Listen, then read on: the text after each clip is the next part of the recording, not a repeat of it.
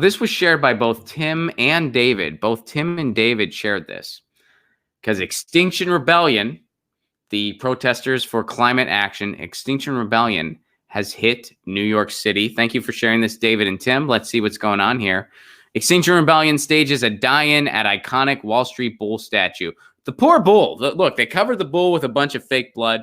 And not too long ago, that other guy messed with the bull's horn. He hammered the bull's horn. And if that bull could talk, the bull would be like, look, I'm just a statue. I can't affect. I have no say in where I was built or where I was placed. I don't even like Wall Street. If you're noticing, I'm showing Wall Street my balls every day. I am a socialist. I am so misunderstood. That's what the bull would say if the bull could talk. That's what I believe anyway. The bull would be like, you guys, you never try to listen to my perspective. You're just discriminating based on where I was built, and it's not fair. I'm sorry for the bull. I think the bull's a socialist because it is showing Wall Street its balls all the time. Saying, look, it would cover its balls up. Right? Come on. All right. Anyway, Extinction Rebellion stages die-in at iconic Wall Street bull statue. Protesters in New York City expressed their dismay with the government's and big businesses' slow response to the climate crisis by pouring fake blood on themselves and the iconic charging bull on Wall Street Monday. Nearly 100 people were arrested in New York as part of Extinction Rebellion's worldwide 2 weeks of climate protests. They put fake blood on a statue. Let's arrest 100 people. Around the statue, protesters laid on the ground, pretending to be dead from the climate crisis. Drowned in attic, read one cardboard gravestone. Couldn't outrun wildfire. With our striking visuals, like funeral and death and devastation and blood and gore, we are instilling that instinctive sense of fear. We want that sense of fear to be associated with the climate crisis to show that this is urgent. Also, it's October. I'm all about climate protests having a Halloween theme. I know some people might be like, oh, that's kind of macabre. I don't know if that's a good way to reach people. It's October. I think it's cool.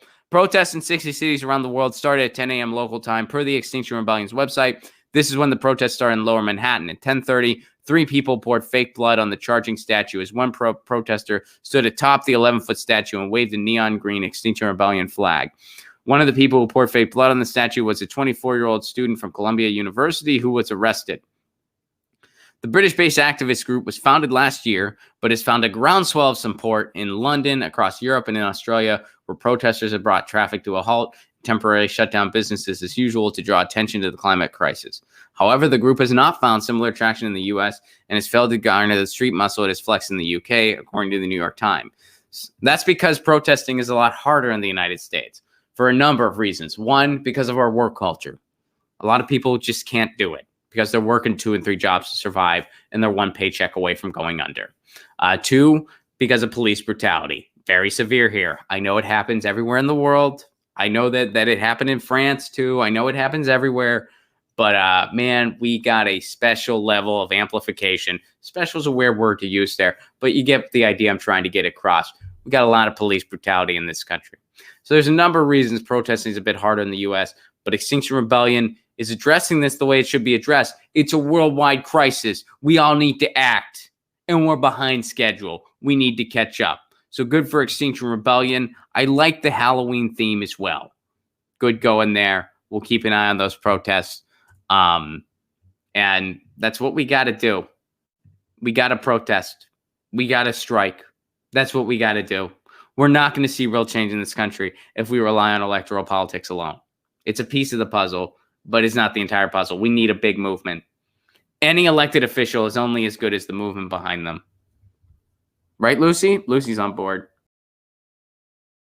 Get your news on with Ron. Don't you want to know what's going on? We're getting our news on today. Get your news on with Ron. Don't you want to know what's going on? We're getting our news on today. You can tweet me an article at Ron Placone. We'll go through it together and make it our own. Get your